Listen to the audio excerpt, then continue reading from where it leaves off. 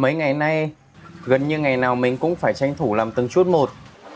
Từ xử lý nước, tháo lắp đường ống, đến làm lại hệ thống lọc. Và mọi chuyện vẫn chưa dừng lại ở đó.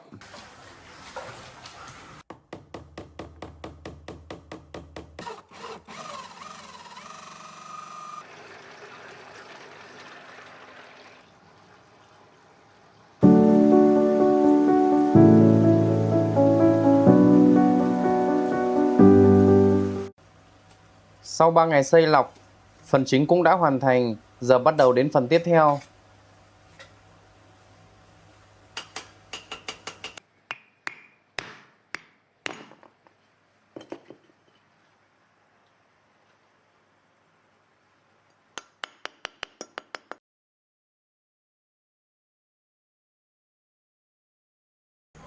Sau khi tháo hết vật liệu, phần nước cặn vẫn còn rất nhiều dưới đáy bể. Mình tháo tấm chắn rồi tranh thủ xuống bể để dọn phần nước còn lại. Trước khi bơm, mình dọn luôn phần lá và cỏ xung quanh, tránh cho rác tiếp tục rơi xuống bể. Xong phần vệ sinh, mình chuẩn bị máy bơm để hút nốt phần nước cuối.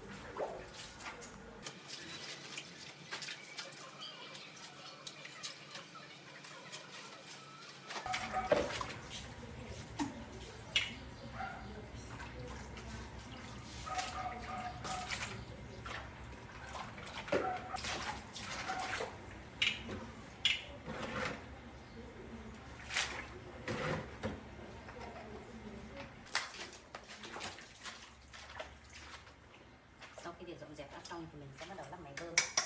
Mình sẽ bơm hết phần nước cũ bẩn này ra ngoài vì nó lẫn rất là nhiều rêu bẩn. Chắc nó sẽ mất khoảng 20 phút cho chỗ này. Bơm xong thì lúc đấy mình sẽ đổ nước mới vào để ngâm xử lý và rửa. Lắp xong mới phát hiện mình đấu ngược đầu in với ao nên phải tháo ra làm lại. Sau đó mình kéo đường ống mềm lên sân cho nước chảy ra cống rồi tự thoát. Lá giấy lúc nãy mình cắt cũng tranh thủ gom lại và mang ra vườn luôn.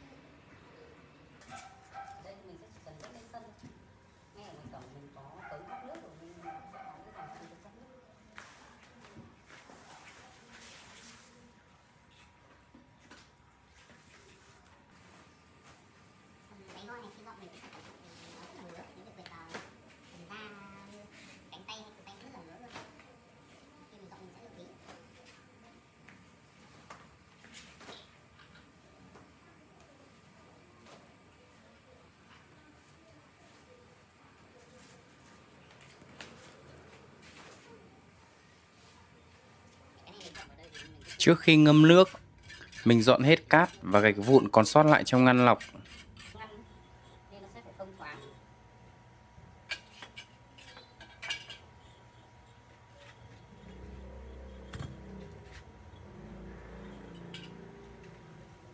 Có máy bơm hỗ trợ nên mình tranh thủ xịt sạch phần cặn và rêu cũ đã bong ra.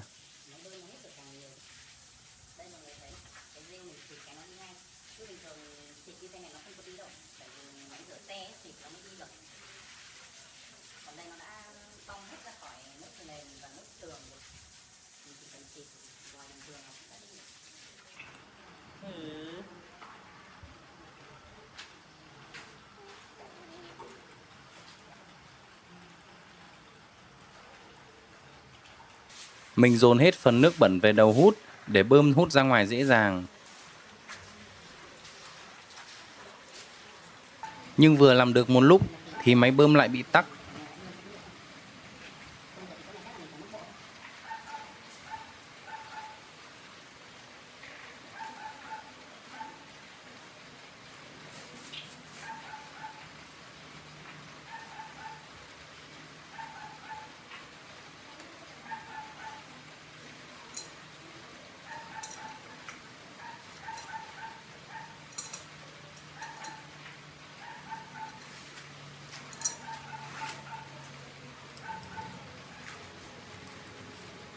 Chạy được một lúc, nó lại tắc tiếp.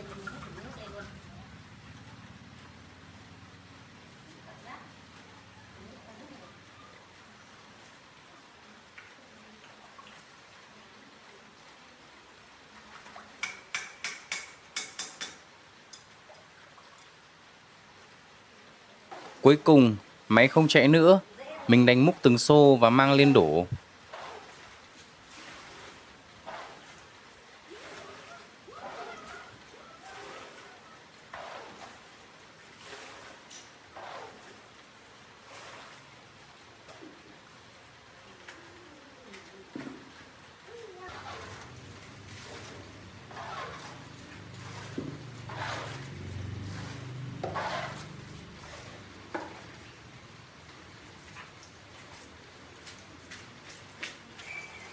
Sau khi dọn xong, mình bắt đầu bơm nước trở lại, tranh thủ từng lúc để theo dõi mực nước.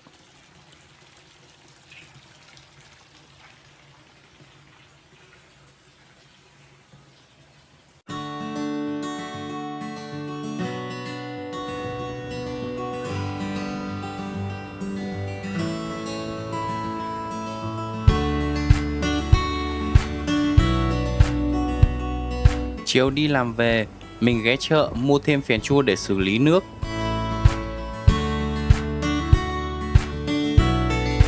Và tiện thể mua luôn ít thịt nướng sẵn, tối nay chắc là mình sẽ làm muộn.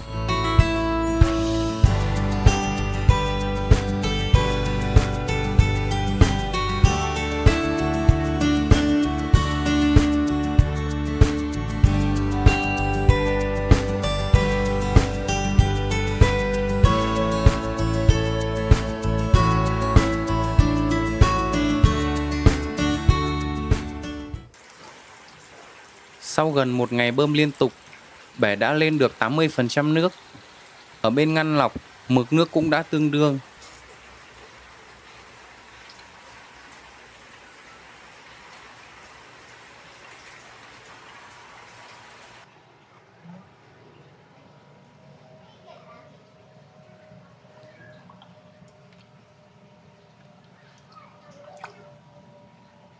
Mình sẽ lắp các phần ống này lại để chút nữa mình chạy máy bơm thì nước nó sẽ không bị chảy ngược sang bên phía ngăn nuôi. Mình chỉ cần ngâm xử lý ở bên phần bể lọc này thôi, còn phần bên kia thì mình sẽ không cần tới.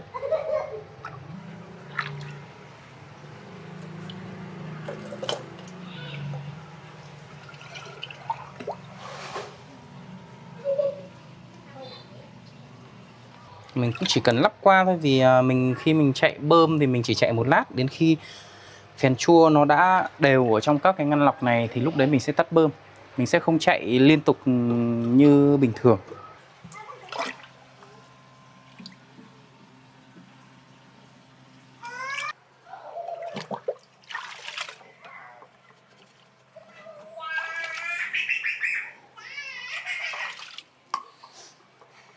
Cái việc mình phân chia ngăn như thế này nó sẽ tránh tốn phèn chua, vì các cái ngăn lọc của mình nó rất là nhỏ thôi, nhưng bên ngăn lớn kia thì thể tích rất là lớn.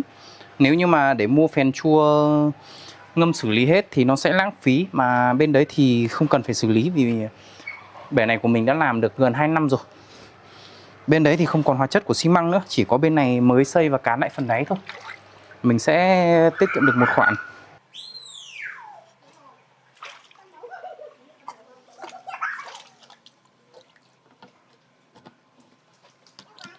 Đây sau này sẽ là ống bơm. Mình thì đợt này mình không xây chia ngăn nữa. Nếu như sau này mình có đổi layout thì mình sẽ không không phải chỉnh sửa nhiều. Đó. Mình che xong rồi, bây giờ mình sẽ bắt đầu đi lắp máy bơm. Về loại bơm thì cũng đơn giản thôi. Mình sử dụng bơm cho bể cá loại Periha 35 mét khối trên giờ.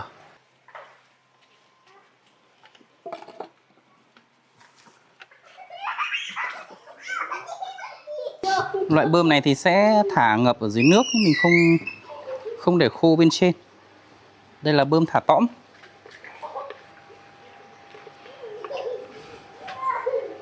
Tủ điện thì mình đã có sẵn ở đây từ ngày trước rồi.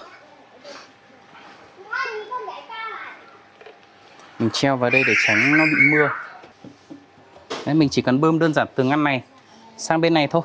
Nước nó sẽ tự động đẩy qua cửa thông bên này, đẩy đi vòng tròn và đẩy sang đây. Qua đấy nó sẽ làm đều cái phèn chua của mình.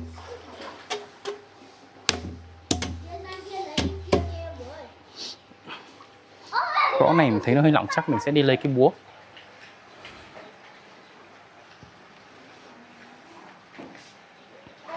Bình thường thì các ông máy bơm này mình sẽ không dán keo, nên mình sẽ chỉ gõ không thôi. Đấy, như vậy đã là rất chắc chắn rồi.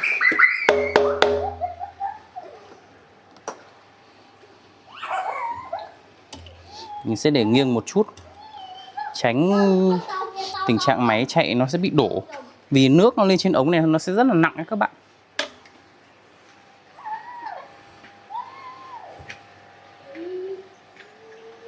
Mình sẽ cắm bơm lên cho bơm chạy thử, sau đó mình mới đi pha phèn chua. Đây là đầu nước xả ra. Bơm này thì lưu lượng đi qua rất lớn, nhưng mà nó có nhược điểm nó sẽ không đẩy được cao.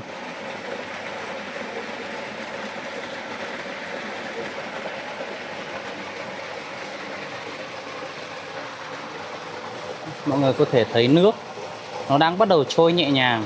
Đây, đang bắt đầu trôi nhẹ nhàng trôi sang cửa thông ngăn. Sau đó quay trở lại phần máy bơm này. Ở máy bơm nó sẽ bơm ngược lại sang bên ngăn bên này. Nguyên lý của bể lọc nó cũng giống như vậy ấy, mọi người. Đây là phèn chua ban nãy mình mua về. Nãy mình có đi làm về và tạt qua chợ mua. Ở đây mình đang có 12 kg, gần 13 kg. Bây giờ mình sẽ pha và đổ xuống dưới này.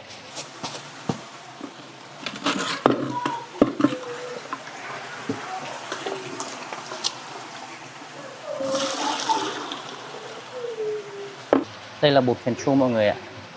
Nó giống như cái muối hạt loại mịn mịn ngày xưa hay mua ấy. Nhưng mà nhìn giống thôi chứ không phải muối, nó không ăn được đâu nha mọi người. Cái này dùng để xử lý nước thôi. Bây giờ mình sẽ pha cái này và đổ xuống.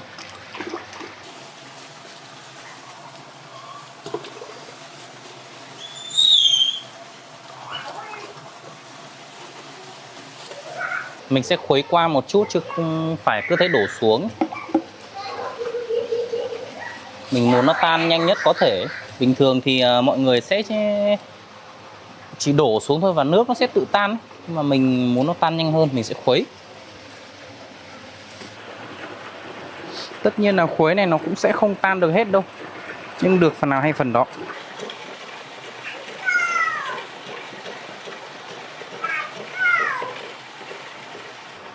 Đây, ngay lập tức khi mình đổ xuống, nước nó đã phản ứng và nó sẽ chuyển sang màu trắng sữa luôn rồi mọi người ạ. Nó rất là nhanh. Bình thường một quá trình ngâm như này, nếu mình ngâm với thân cây chuối, mình sẽ cần ngâm khoảng 15 đến 20 ngày. Với lượng cây chuối rất là nhiều, nhưng khi dọn vệ sinh ấy, cái xác cây chuối nó thối ra, nó rất là bẩn và dọn nó rất mất thời gian. Nhưng phèn chua này mình chỉ ngâm khoảng 5 ngày thôi. Nếu mình bận thì mình sẽ ngâm khoảng 1 tuần, sau đó mình hút nước vệ sinh đi là được. Quá trình mình hút thì mình sẽ khuấy nó lên, thì những cái mà cặn trắng này nó nắng xuống dưới đáy ấy, nó sẽ đi theo dòng nước và mình gần như sẽ không phải dọn vệ sinh cái gì vất vả cả.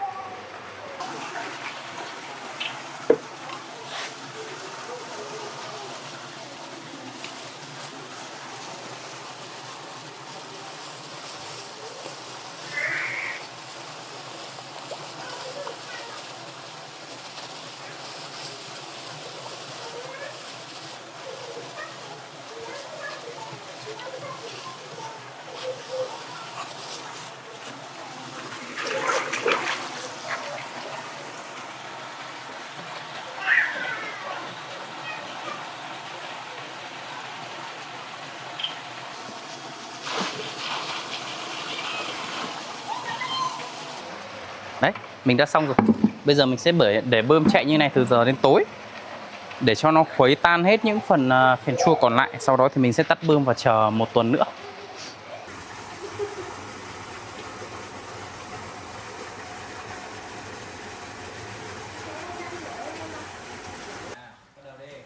Xong việc, mình tranh thủ chơi cùng con một lúc ở bên bể lớn.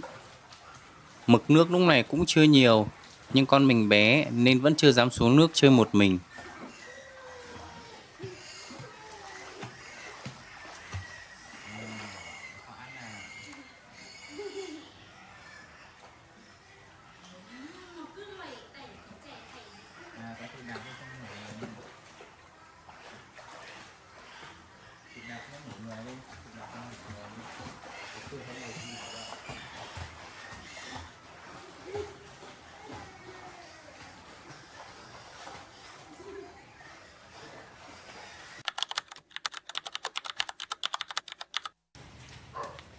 Hôm sau là ngày cuối tuần, mình chuẩn bị thuốc tím để đưa đàn cá đã khỏi bệnh về lại tanh lớn. Chỉ có một con nên mình bắt cũng nhanh và đưa ra ngoài chậu.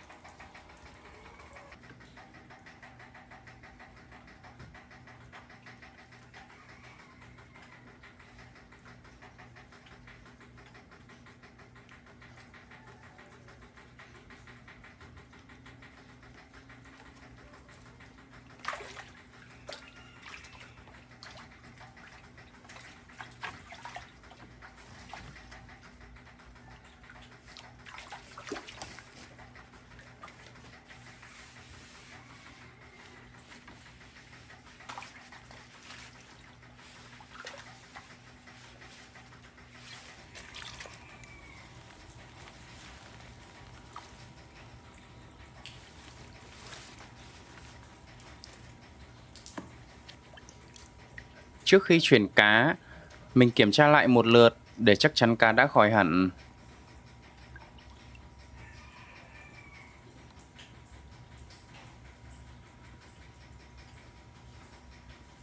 Sau đó, mình tắm thuốc tím lần cuối trước khi đưa cá về tanh lớn.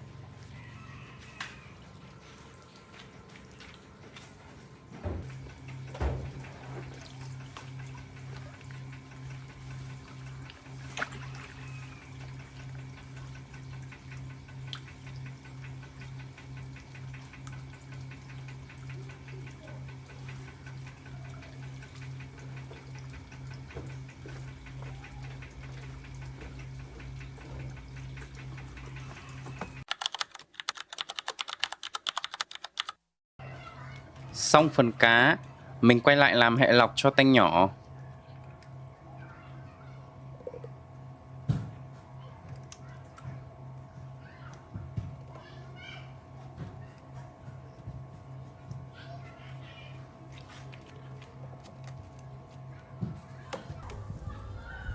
Mình tháo các phần cũ ra, đưa thùng về chỗ làm rồi chuẩn bị đồ để khoan lại.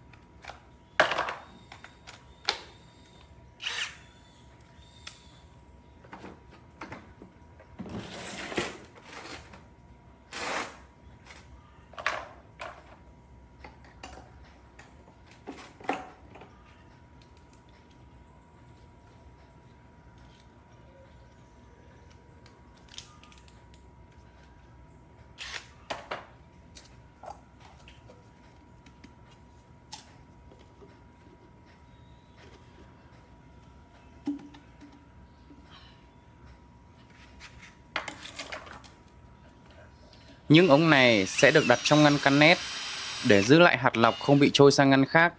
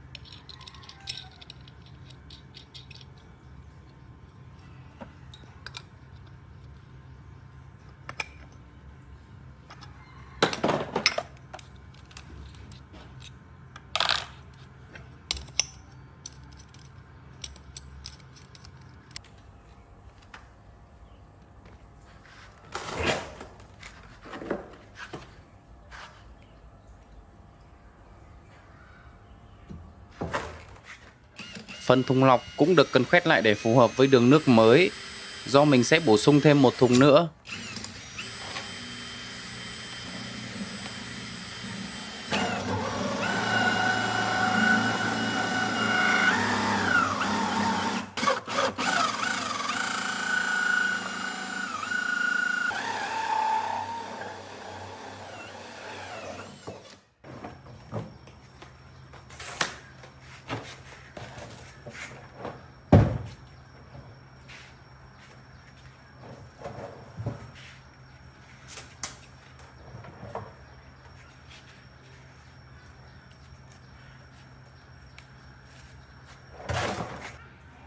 Khoan xong thì mình lắp gen và cuốn băng lót để chống rò nước.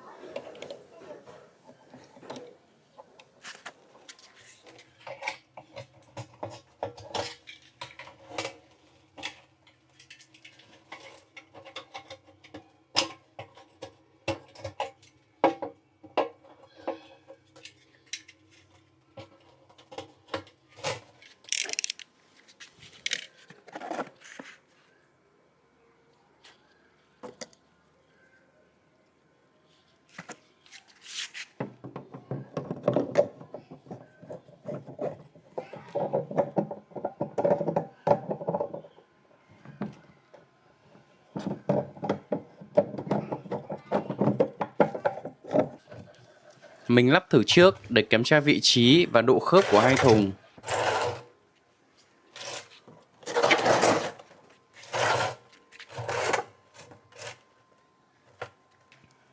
Mình tháo luôn thùng lọc cũ còn lại để dọn dẹp chỗ lắp hệ lọc mới, đồng thời mình bơm bỏ hết nước cũ.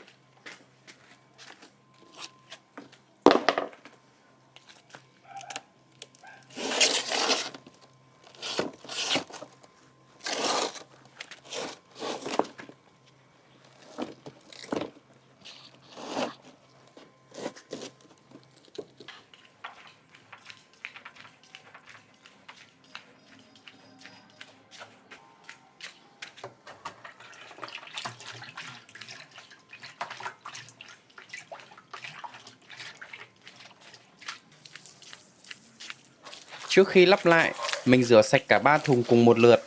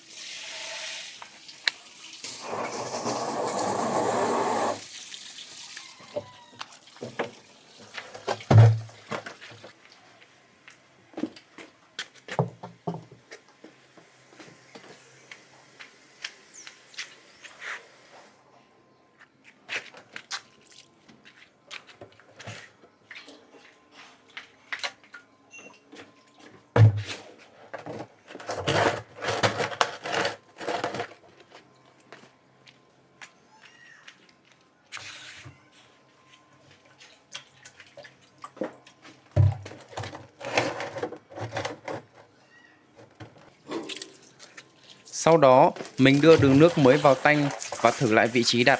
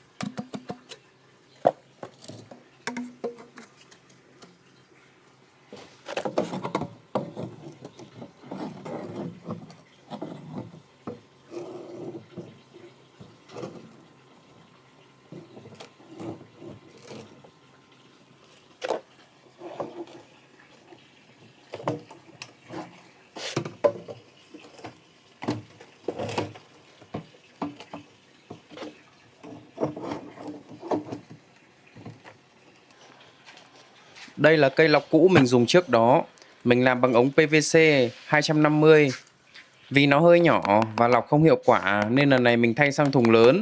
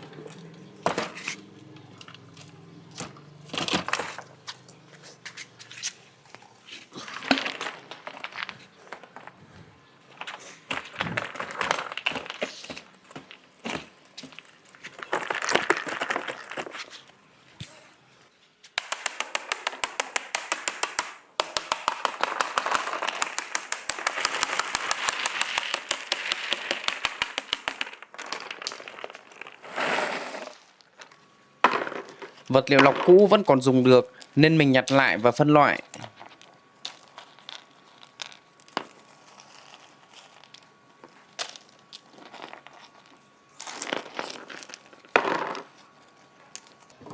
Mình cho nước vào trước để thùng nặng và đứng cố định, lúc lắp ống sẽ dễ dàng hơn.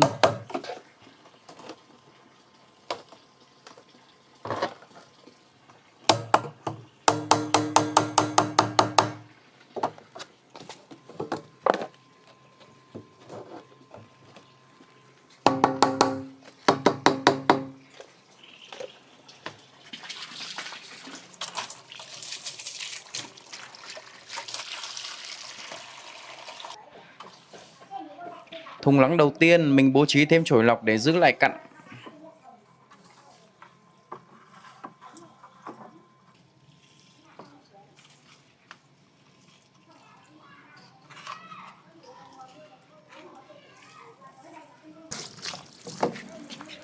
Phần vật liệu lọc cũng được rửa lại một lần trước khi đưa vào hệ mới.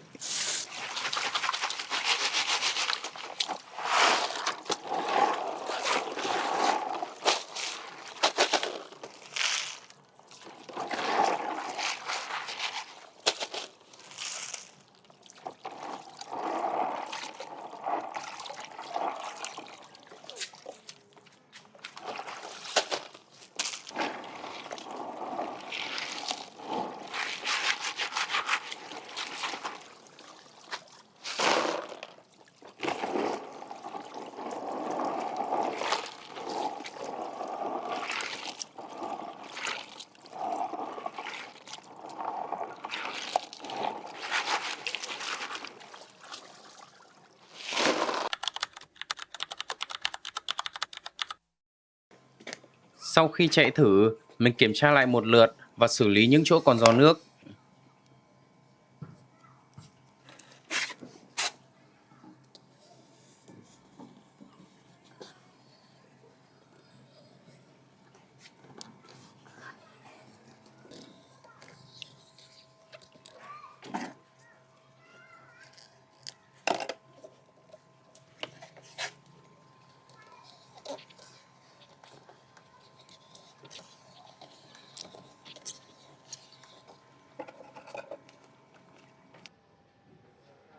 Phần vật liệu lọc từ tối hôm trước cũng đã được rửa sạch và phân loại lại.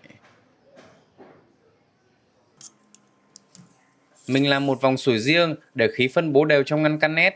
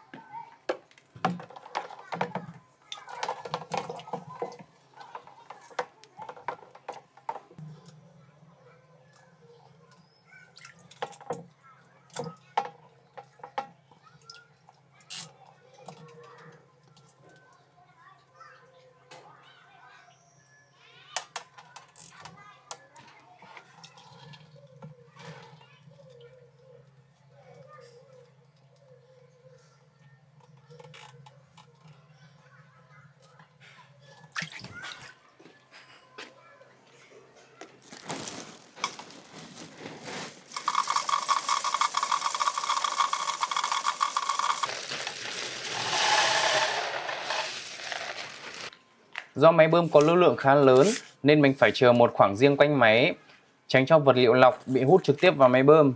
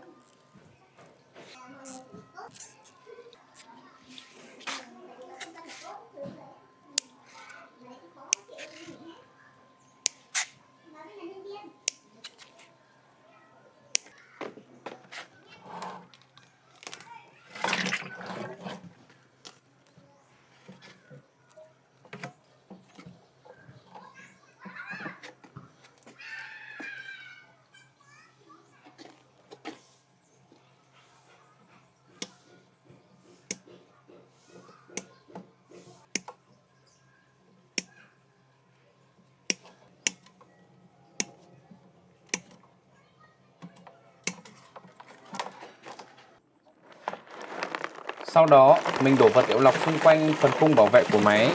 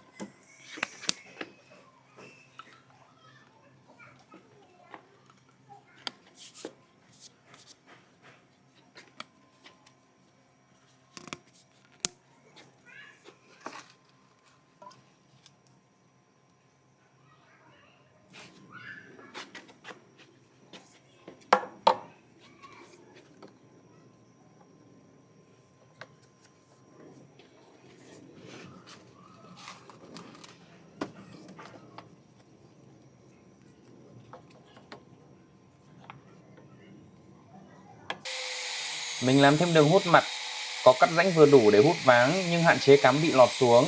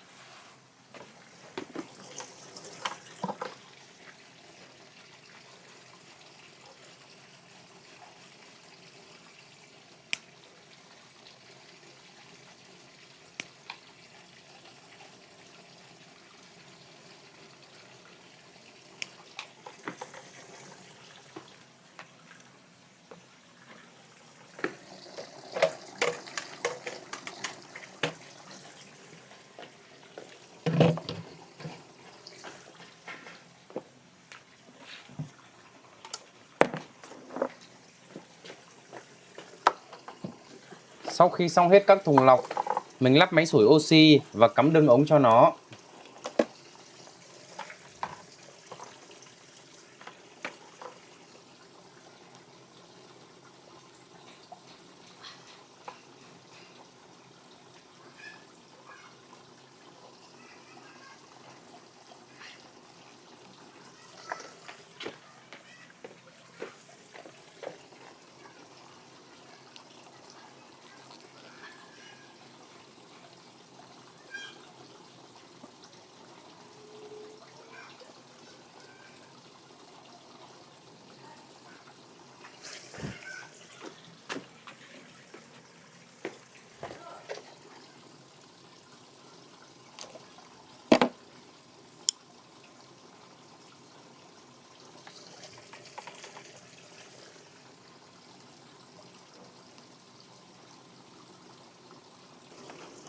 Lúc này mình mới kiểm tra trước xem khí đã phấn bố đều hay chưa. Còn canet thì phải chờ nó ngấm nước thêm.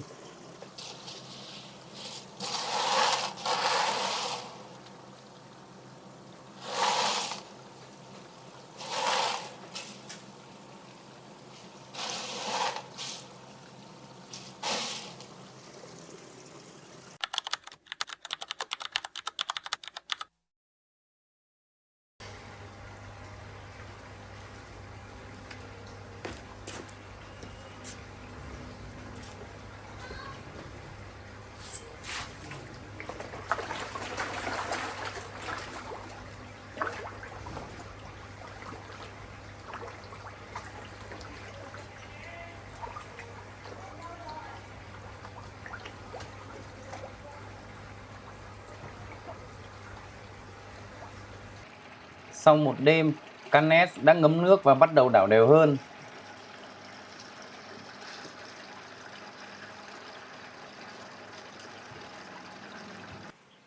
Mình đi chuẩn bị thuốc tím để khử khuẩn lại cho toàn bộ hệ lọc.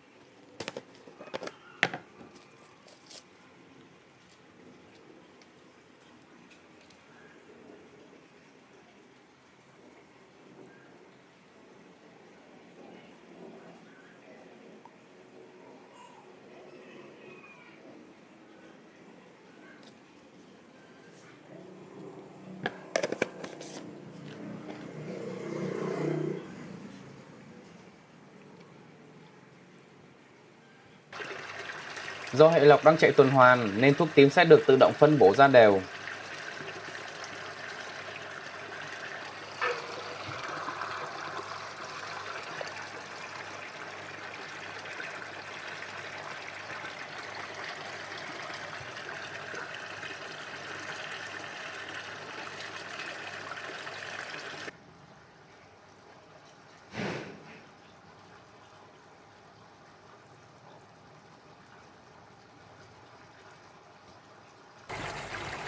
Chiều đi làm về, mình dùng vitamin C để khử hết thuốc tím còn lại trong nước.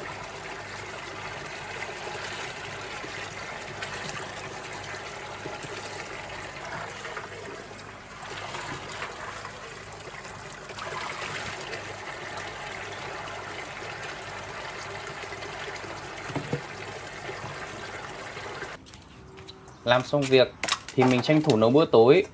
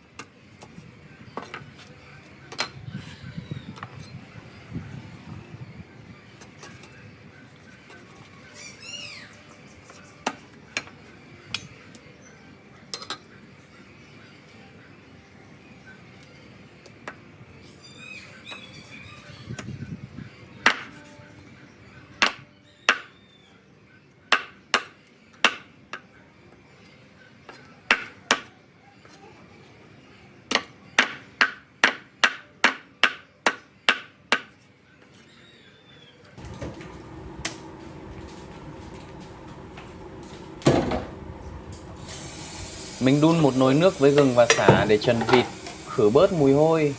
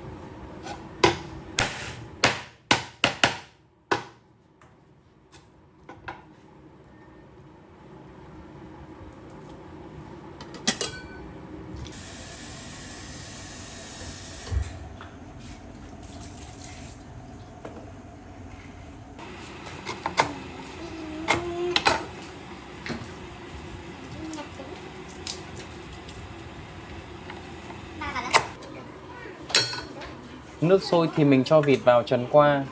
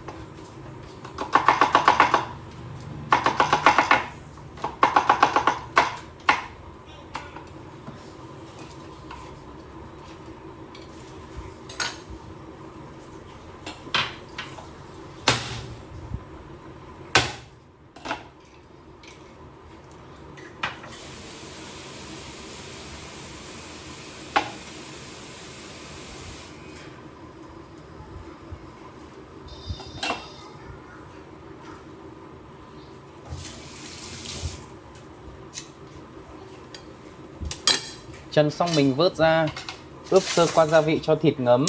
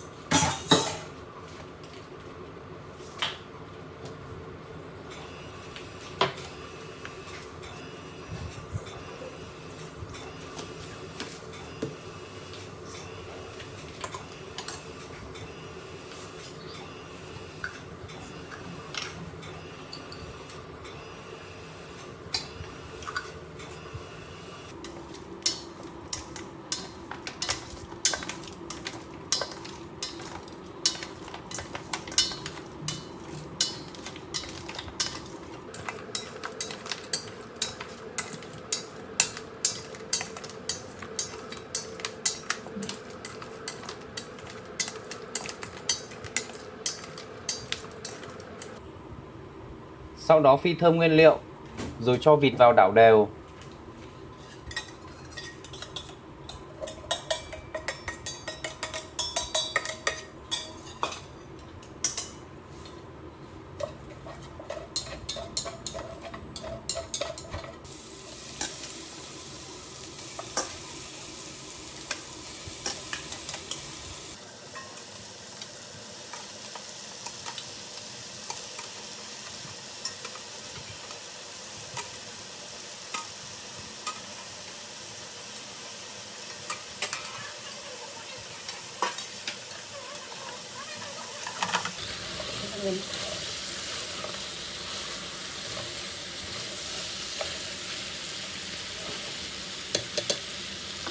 Cho thêm nước, đợi sôi rồi cho sấu vào.